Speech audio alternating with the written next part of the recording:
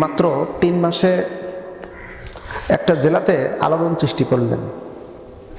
এমন একজন মানবিক ডিসি ইকবাল হোসেন, যার জনপ্রিয়তা শুধু কুষ্টিয়াতে নয়, পুরো বাংলাদেশে। কিন্তু ভালো মানুষের মূল্যায়ন নেই, কথায় আছে। এই দেশে চোর, বাটপার, দুর্নীতিবাজ, চাঁদাবাজ, খুনি, ধর্ষক, তাদের ব্যাপক চাহিদা, ব্যাপক মূল্য, কিন্তু ভালো মানুষের মূল্য আমরা দিতে জানি না, যার কারণে আমার দেশের উন্নতি সম্ভব না। পরিশেষে এই ডিসি ইকবাল হোসেনকে বদলি করা হলো। আমরা সামাজিক গণযোগাযোগ মাধ্যম বিভিন্ন এর মাধ্যম দিয়ে দেখতে পাচ্ছি যে এই মানবিক ডিসি ইকবাল হোসেনকে পরিবর্তন করার জন্য মূল দায়ী হচ্ছে মুফতি আমির হামজা। মুফতি আমির হামজার কারণে তাকে বদলি করা হচ্ছে।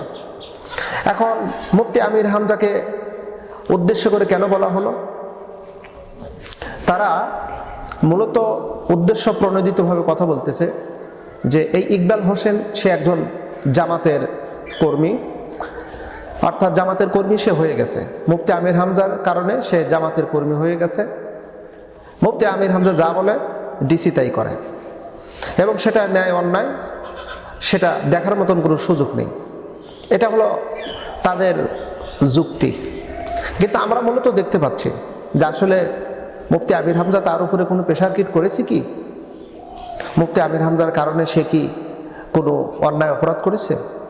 না, বরং আমরা দেখতে পারলাম মুফতি আমির হামজা ডিসি মহোদয়কে সাথে করে নিয়ে গোটা কুষ্টিয়া সদর, অর্থাৎ সদর 3 আসনে তিনি প্রত্যেকটা বাজার মনিটরিং করছেন এবং দ্রব্যমূল্যের দাম থেকে শুরু করে সব কিছু তিনি পর্যবেক্ষণ করেছেন।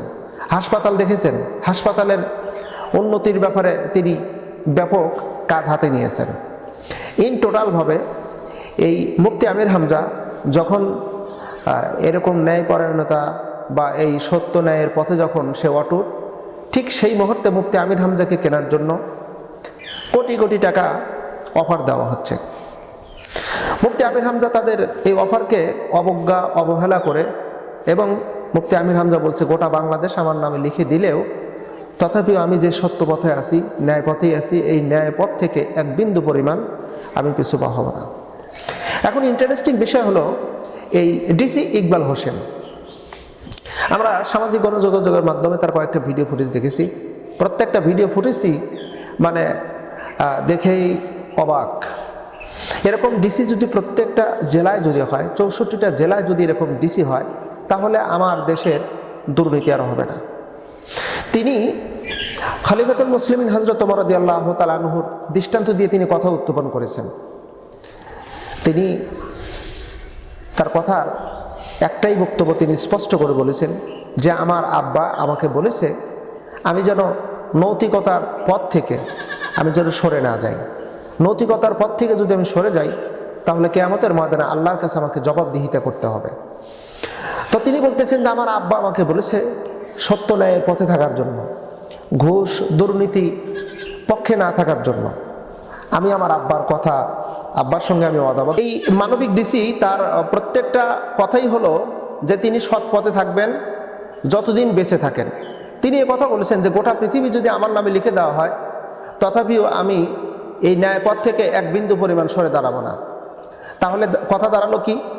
যে ইকবাল হাসান তিনিও ন্যায় পথে, মুফতি আমির হামজা তিনি তো সরাসরি বলেই ফেলেছেন যে আমার এই আসনের ভিতর, কুষ্টিয়া সদরের ভিতরে কোনো মদ, জুয়া, কোনো দুর্নীতি, কোনো চাঁদাবাজ এগুলো আমরা হতে দেব না। একদম পরিষ্কার কথা। আর যদি কেউ মববাজি করে, কেউ যদি দুর্নীতি করে, তাহলে আমার কানে আসা মাত্রই সঙ্গে সঙ্গে আমি তাকে আইনের আওতায় নিয়ে আসবো। সে কে, আমার কোনো আত্মীয়, ওইটা আমি দেখব না। তো এখন মুফতি আমির হামজাকে মূলত দোষারোপ করা হচ্ছে। ওনার কারণেই ডিসি ইকবাল হোসেনকে কুষ্টিয়া থেকে ট্রান্সফার করা হচ্ছে। দুঃখজনক হলেও সত্য, অলরেডি ডিসি মহোদয়কে বদলি যেন না করা হয় এ মর্মে বিক্ষোভ হলো, আন্দোলন হলো। তো সাংবাদিক সম্মেলন করলো পরপর 2 দিন, কিন্তু সফলতা হলো না। কেন হলো না?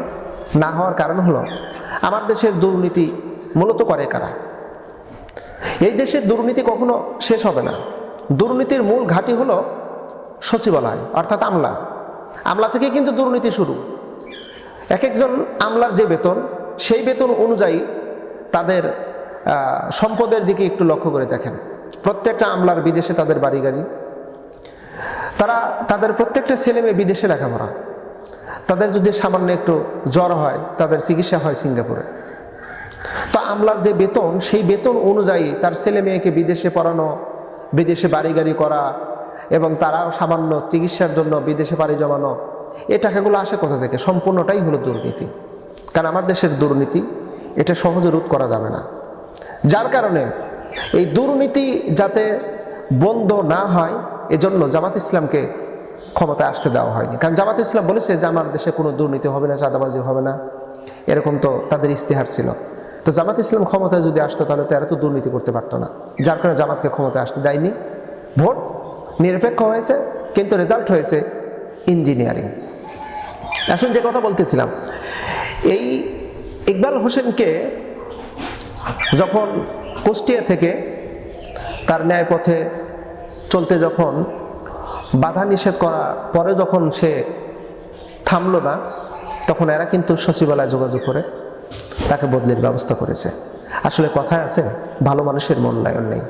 প্রিয় বন্ধুরা, তবে আমরা জানি বাংলাদেশের যে 69 জন এই এমপি, এই 69 জন এমপি কেবল পারবে সকল দুর্নীতির বিরুদ্ধে রুখে দাঁড়াতে। আসুন আমরা সকলে সত্য ন্যায়ের পথে অটুট থাকি।